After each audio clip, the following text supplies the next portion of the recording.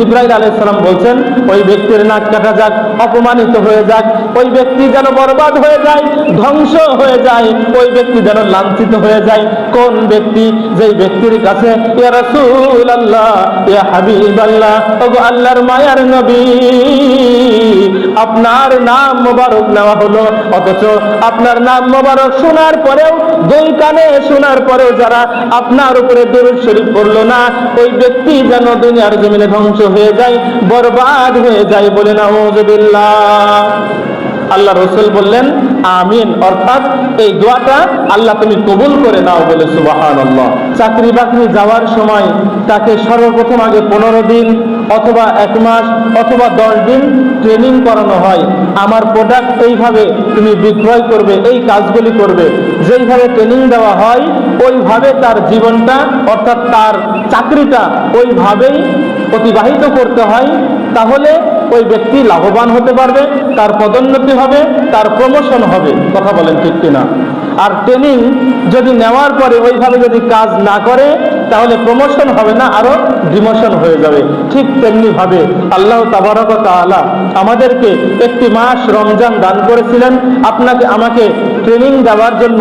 হে আমার বান্দা বান্দিরা, গোটা 11 মাস তোমরা কিভাবে চলবে, কিভাবে কথা বলবে, কিভাবে উঠা বসা করবে, কিভাবে আমি আল্লাহকে তোমরা ভয় করবে, এই ভয় করার ট্রেনিং আমি রমজান মাসে শিক্ষা দিচ্ছি। বলে সুবহানাল্লাহ। যার কারণে মানুষেরা সারাদিন রোজা রাখার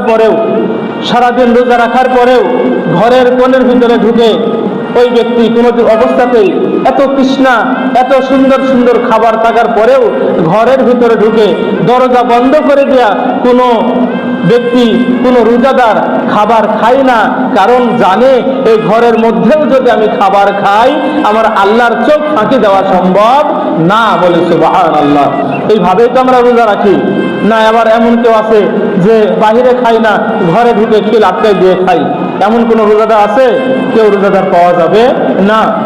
ঠিক তেমনি ভাবে কোন রোজাদার এটা মনে করে না যে আমি পানির অতল তলদেশে চলে গেলাম, ডুব দিয়ে যাওয়ার পরে আমার ইচ্ছা মতো আমি পানি খেলাম, এখানে তো কোনো পৃথিবীর কোনো হুজুর, কোনো মুলবি, কোনো মুফতি দেখতে পাই না, এখানে দুনিয়ার কোনো রাজা বাদশাহ দেখতে পাই না, আমি শান্তি করে পানি খাই। কোনো রোজাদার কিন্তু পানি খায় না, কারণ জানে এই এই পানির অতল তলদেশে যদি আমি চলে যাই এখানেও আমার মালিক দেখছে, এখানেও মালিকের হুকুমের বাহিরে যাওয়া যাবে না। বলে সুবহানাল্লাহ।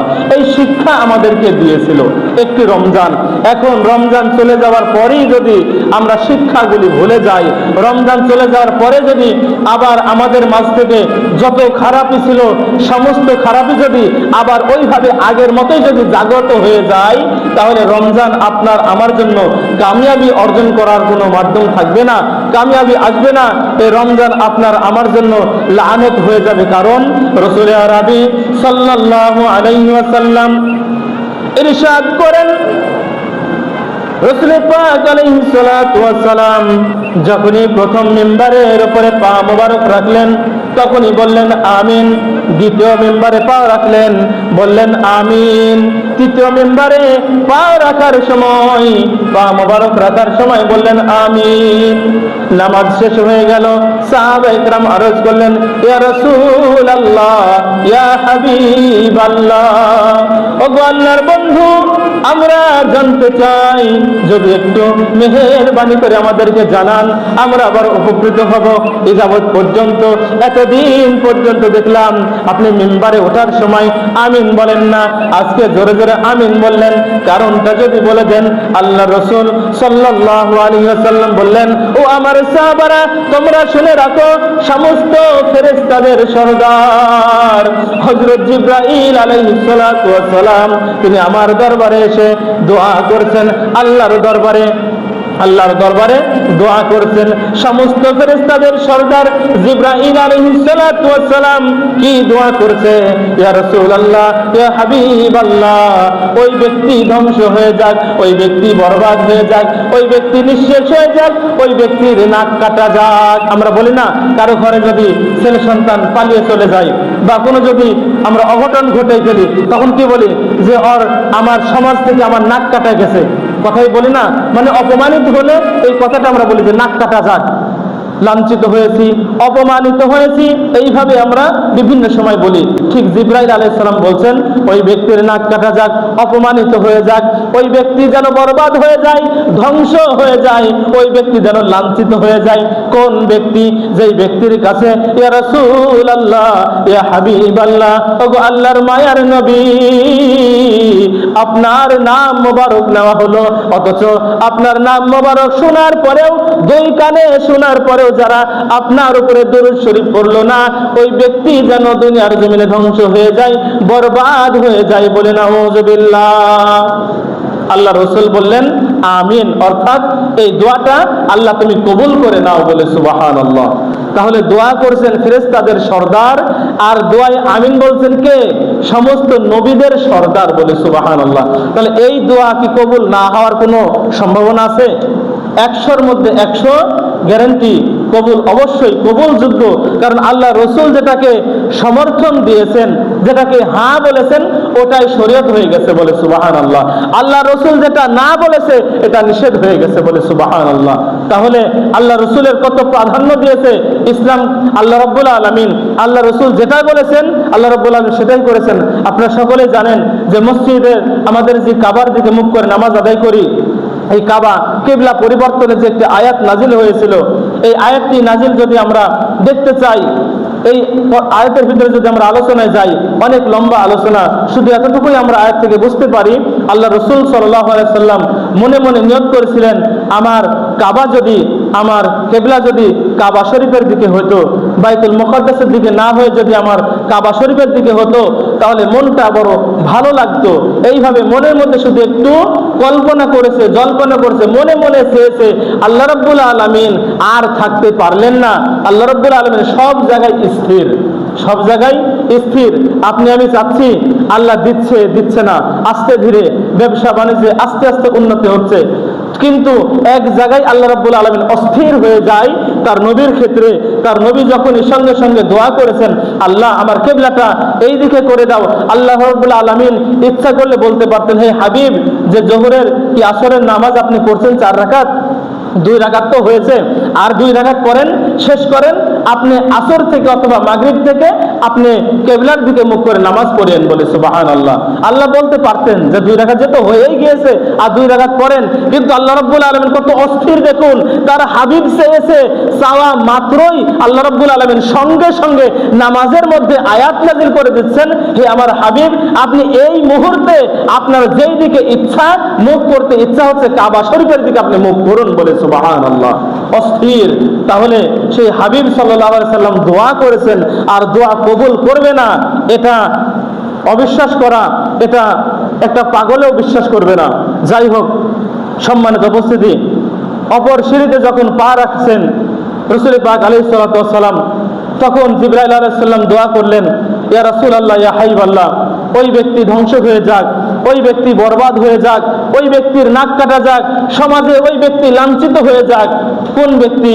যেই ব্যক্তির হায়াতে জিন্দেগিতে পিতামাতা পেল, পিতামাতা বৃদ্ধ অবস্থায় পেয়েছে, অথচ পিতামাতার সেবা যত্ন করে পিতামাতাকে খুশি করে জান্নাত হাসিল করতে পারলো না, ওই ব্যক্তিও বরবাদ হয়ে যায়।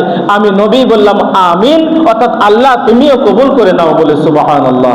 সম্মানিত উপস্থিতি, নবী দোয়া করছেন, তার পিতামাতার গুরুত্ব কোথায় দেখুন। পিতামাতার গুরুত্ব ইনশাআল্লাহ আগামী জুমায় আলোচনা হবে। এরপরে সর্বশেষ যে কারণে আমিন বললেন, রাসূল পাক আলাইহিস সালাতু জিবরাইল আলাইহিস সালাম এসে আমার কাছে দোয়া করছেন, ইয়া রাসূলুল্লাহ, ইয়া হাবিবাল্লাহ, ওই ব্যক্তি ধ্বংস হয়ে যাক, বরবাদ হয়ে যাক, যেই ব্যক্তির সামনে রমজান আসলো, অথচ রমজান আসার পরে তার গুনাহসমূহ, তার ভিতর থেকে যত প্রকারের হিংসা, খারাপি, পরনিন্দা, গীবত, যত প্রকারের মিথ্যা, চুগলখড়ি, যত প্রকারের খারাপি রয়েছে, তার ভিতর থেকে সমস্ত খারাপিগুলি রমজান নামক পানি দ্বারা ধৌত করতে না পারলো, পরিষ্কার করতে না পারলো, ওই ব্যক্তি রমজানটা তার জন্য নাজাতের ওসিলা হবে না, তার জন্য জাহান্নামের কারণ হবে। যেই ব্যক্তি রমজান পালো অথচ নিজেকে তাকওয়াশীল করতে পারলো না, গুনাহসমূহ ক্ষমা করতে পারলো না, অন্তরটা পরিষ্কার করতে পারলো না, ওই ব্যক্তিও যেন ধ্বংস হয়ে যায়। আমি নবী বললাম আমিন, বলে সুবহানাল্লাহ।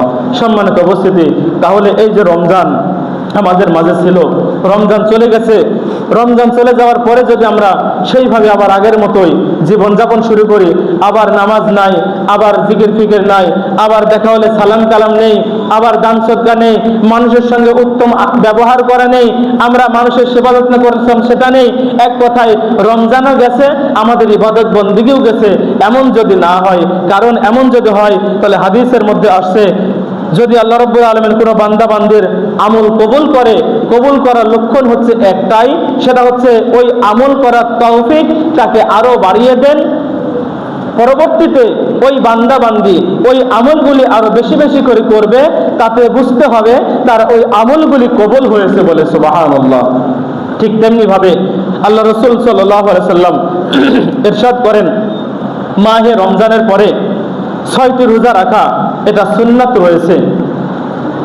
রাসূল আরবি সাল্লাল্লাহু আলাইহি সাল্লাম তিনি ইরশাদ করেন, ইমাম মুসলিম, ইমাম আহমদ, ইমাম আবু দাউদ, ইমাম তিরমিজি, ইমাম ইবনে মাজাহ, দারমি শরীফ, ইবনে আবি শাইবা, বাইহাকি সহকারে অসংখ্য হাদিসে মুবারকার মধ্যে এই হাদিসখানে এসেছে। হযরত আবু আইয়ুব আনসারী রাদিয়াল্লাহু তাআলা আনহু থেকে বর্ণিত, তিনি বলেন, রাসূলুল্লাহ সাল্লাল্লাহু আলাইহি ওয়াসাল্লাম ইরশাদ মুবারক করেন, মান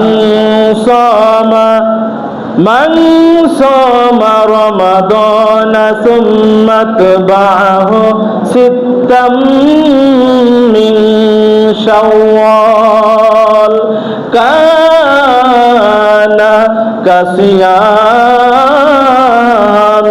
দাহর। আল্লাহ রাসূল সাল্লাল্লাহু আলাইহি ওয়াসাল্লাম বলেন, যেই ব্যক্তি মাহে রমজানের রোজা পালন করার পরে পবিত্র শাওয়াল মাসের 6টি রোজা রাখবে। কয়টি রোজা? 6টি রোজা। একটু বলেন কয়টি রোজা? 6টি রোজা। একটু নাড়াচাড়া করলে মাথার ভিতরে ঢুকবে। সম্মানিত উপস্থিতি, এক জায়গায় ট্যাপ চালু আছে, ট্যাপ তো বুঝেন, যেখানে ট্যাপ চালু আছে, আপনি জগ নিয়ে আসছেন কি বোতল নিয়ে আসছেন, পানি নেবেন, এখন ট্যাপ ছাড়িয়ে দিচ্ছেন, দেওয়ার পরে যেখানে পানি পড়ছে ওখানে ট্যাপের বোতলে মুখ না ধরে আর এক জায়গায় সারাদিন ধরে আছেন, বোতল ভরবে তো? কোনো অবস্থাতেই না। আপনাকে ঠিক যে জায়গায় পানি পড়ছে ওই জায়গায় যদি বোতলে মুখটা ধরেন তবেই আপনার বোতল ভরবে। এটার উদ্দেশ্য হচ্ছে এটাই, আমরা এই জায়গায় এসেছি 100 জনের মধ্যে তারাই কামিয়াবি অর্জন করবে যারা অধীর আগ্রহে, অধীর মহাব্বতে যত্ন সহকারে কথাগুলি শুনবে, মানার চেষ্টা করবে, তাদের ঝুড়ি ভরবে। আর যারা এদিক সেদিক মানে ওই যে মুখটা অন্য জায়গায় রাখবে, খেয়ালটা অন্য জায়গায় রাখবে, তাহলে সারাদিন আলোচনা হবে, নামাজ হয়ে যাবে, কিন্তু এতটুকু ফায়দা আমরা পাবো না। সম্মানিত উপস্থিতি, এই জন্য আমরা গভীর মনোযোগ সহকারে শ্রবণ করার চেষ্টা করব। রোজা রাখার আদেশ দিয়েছেন 6টা। এই 6টা রোজা রাখলে রাসূল পাক আলাইহিস সালাতু ওয়াস সালাম বলেন যে যেই ব্যক্তি এইভাবে 6টা রোজা রাখবে, শাওয়াল মাসে 6টি রোজা রাখবে, সে যেন এক যুগ কয় বছরে হয়? 12 বছরে এক যুগ হয়, ঠিক তো? এটাই তো হিসাব। তো এক যুগ রোজা রাখার সম পরিমাণ সওয়াব তার আমল নামায় দান করা হবে বলে। সুবহানাল্লাহ। পুরস্কার কি কম হয়ে গেছে? আল্লাহর পুরস্কার কম নয়। সম্মানিত উপস্থিতি, এক যুগ কোনো ব্যক্তি রোজা রাখতে পারবে? সম্ভব না। কিন্তু আল্লাহ রাসূল সাল্লাল্লাহু আলাইহি সাল্লাম তার উম্মতে মুহাম্মাদীকে কত মহব্বত করতেন, তার হাবিবকে কত মহব্বত, এই কারণেই তো অন্যান্য নবী রাসূলগণ পর্যন্ত বলতেন, ওগো আমার আল্লাহ, আমি নবী হয়ে যতটুকু খুশি না হয়েছি, তোমার ওই নবীর উম্মত হলে আমি নিজেকে বড় ধন্য মনে করতাম বলে। সুবহানাল্লাহ। সম্মানিত উপস্থিতি, এই ঘটনা বিভিন্ন কিতাবের মধ্যে আসছে। নুজহাতুল মাজালিস, নুজহাতুল বাসিতিন সহকারে প্রসিদ্ধ কিতাবের মধ্যে বর্ণনা করা হয়েছে। ঘটনা ইনশাআল্লাহ সময় থাকে বলবো। একজন ব্যক্তি 200 বছর গুনাহ করেছিল। 200 বছর গুনাহ করার পরে ওই ব্যক্তির সমস্ত জীবনের গুনাহ খাতাগুলি শুধু আমার নবীর নাম মোবারকের সম্মান করার জন্য 200 বছরের গুনাহ ক্ষমা হয়ে গেছে বলে। সুবহানাল্লাহ। তখন মুসা আলাইহিস সালাম বলছেন, ওগো আল্লাহ, যার নামের মহব্বতে 200 বছরের গুনাহ ক্ষমা হয়ে যায়, ওই নবীর না জানি কত মর্তবা রয়েছে। সুবহানাল্লাহ। আর আমরা সেই নবীর উম্মত হতে পাওয়ার পরেও আমরা গুরুত্ব দিই না, হেলাই ফেলাই আমরা চলে যাই, আর আমরা সুবিধা খুঁজি। কোথায় গেলে কম, কোথায় গেলে কাটছাট করা যায়, কোথায় গেলে কম আছে, যেখানে গেলে শুধু নিজের লাভ রয়েছে সেই দিকে আমরা ঝুঁকে যাই। সম্মানিত উপস্থিতি, আসুন আমরা 6টি রোজা রাখবো, যাতে করে এক যুগ রোজার সমপরিমাণ সওয়াব আমাদের আমলনামায় দান করা হয়। অপর হাদিসের মধ্যে আসছে কেননা আল্লাহ রাব্বুল আলামিন পবিত্র কুরআনুল কারীমের মধ্যে ঘোষণা করেন, মান জাআ বিল হাসানাতি ফালাহু আশরু আমসালিহা, যেই ব্যক্তি একটি ভালো কাজ করলো, ওই একটি ভালো কাজের বিনিময়ে আমি আল্লাহ রাব্বুল আলামিন একটা সওয়াব দিব না রে বান্দা, ওই একটাকে আমি আল্লাহ রাব্বুল আলামিন বৃদ্ধি করে সর্বনিম্ন তাকে 10 গুণ তাকে বাড়িয়ে দিব। সুবহানাল্লাহ। রমজান মাসে রোজা রেখেছিলাম 30টা, কয়টা বলেন তো? 30টা রোজা রেখেছিলাম। 30কে যদি 10 দিয়ে গুণ করা হয় তাহলে কত হয়? 30 10 300, 30 10 300 হয় না? 300 হয়। এরপরে রমজান মাসের 6টা, শাওয়াল মাসের 6টা রোজা, তাহলে ওইদিকে 300 আর এদিকে 6টা, 6 10 কত হয়? 60, 6 10 60, ওইদিকে 300 এইদিকে 60, কত হলো? 360। আমরা বছর অতিবাহিত করি কয় দিনে? 365 দিনে, তাই তো? আর থাকলো 5 দিন। কয় দিন? 5 দিন থাকলো। এই 5 দিন হচ্ছে রোজা রাখা হারাম, বলে সুবহানাল্লাহ। 5 দিন কি রোজা রাখা নিষেধ, রোজা রাখা হারাম। রোজা রাখলে আল্লাহর সন্তুষ্টি না অসন্তুষ্টি হবে। সে 5 দিন কোন দিন? একদিন হচ্ছে ঈদুল ফিতরের দিন, আর একদিন ঈদুল আযহা অর্থাৎ কুরবানির দিন, কুরবানি ঈদের দিন, রোজার ঈদের দিন, এই 2 ঈদের দিন। এরপরে কুরবানির ঈদের পরের 3 দিন। বুঝে আসছে? তাহলে এই যে 5 দিন আল্লাহর পক্ষ থেকে দাওয়াত, এই 5 দিন রোজা রাখা নিষেধ। তাহলে 5 দিন বাদ দিলে তো 360 দিনই হচ্ছে। সুতরাং যেই ব্যক্তি শাওয়াল মাসের 6টি রোজা রাখবে, তার আমল নামায় 1 বছর রোজা রাখার সওয়াব তার আমল নামায় দান করা হবে, বলে সুবহানাল্লাহ। যদি আমরা কেউ এই সুযোগটি চাই তাহলে আমরা রোজাগুলি রাখবো। একাধারেও রাখতে পারেন, আবার ভেঙ্গে ভেঙ্গেও রাখতে পারেন। যদি ভেঙ্গে রাখি তাহলে কিভাবে রাখবো? সেই নিয়মটা হলো, রাসূল আরবি সাল্লাল্লাহু আলাইহি সাল্লাম প্রতি সোমবারে তিনি রোজা রাখতেন। অতএব আমরা যদি সোমবারে রোজা রাখি তাহলে নবীর একটা সুন্নত আদায় হচ্ছে, আবার শাওয়ালের একটা রোজাও হয়ে যাচ্ছে। এরপরে বৃহস্পতিবারের দিন রাসূল পাক রোজা রাখতেন। প্রতি সপ্তাহে সোমবার বৃহস্পতিবার আল্লাহ রাসূল আমাদের নবী রোজা রাখতেন। তো আমরা যদি বৃহস্পতিবারে একটা, সোমবারে একটা যদি রোজা রাখি তাহলে 2টা হয়ে গেল। পরের সপ্তাহে আবার যদি সোমবার বৃহস্পতিবার রাখি তাহলে 4টা হয়ে গেল। এরপরে যদি আমরা মনে করি যে এর সাথে আইয়ামে বীজ যেটা রোজা রয়েছে, হযরত আদম আলাইহিস সালামের যেটা সুন্নাত, প্রতি চাঁদের 13, 14, 15 এই 3টা দিন হযরত আদম আলাইহিস সালাম রোজা রাখতেন।